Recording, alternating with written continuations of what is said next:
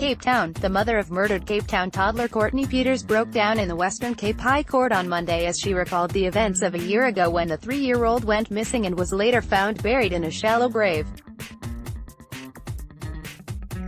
Juanita Pieters took to the witness stand on Monday but broke down during her testimony and was excused from the courtroom.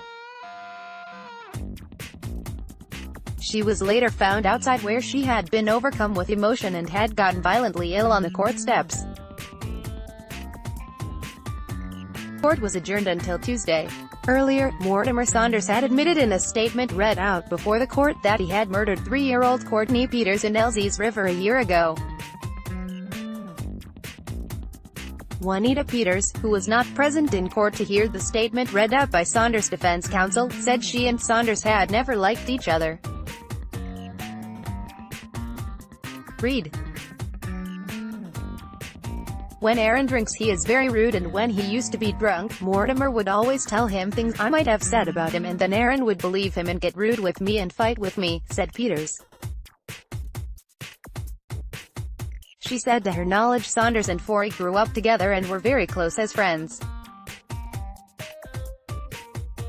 Explaining what she remembers of the day Courtney went missing, Juanita said she had left the 3-year-old with her 7-year-old brother and had gone to work.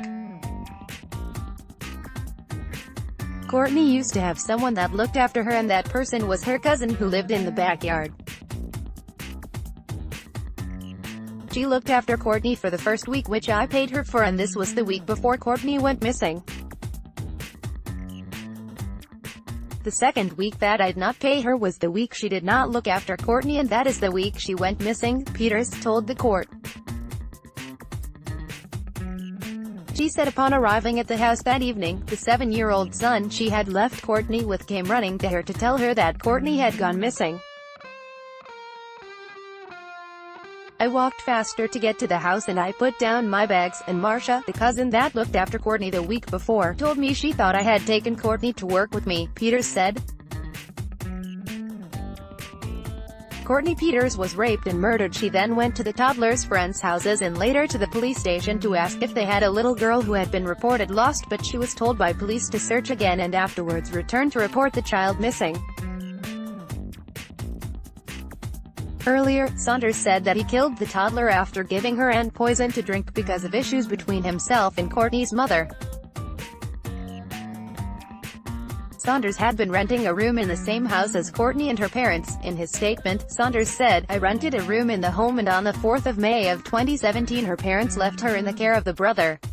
He said he was also at home that day. During the course of the morning, he went to the bathroom, and 10 to 15 minutes later Courtney came to his room. He said he told her to leave, which she did, but she returned later, and being irritated because of issues between the mother and himself, he gave Courtney ant poison. She started coughing, and after neighbors were calling out to her looking for her, she tried to scream. Saunders admitted he knew he could not let her be found in the state she was in, as it was clear the ant poison would not just make her sick but would kill her. He panicked and choked her, and then wrapped a towel around her face. "I remained in my room for about an hour after that," he said in his statement. Saunders further said that after killing her he used his fingers to penetrate her and said he got aroused.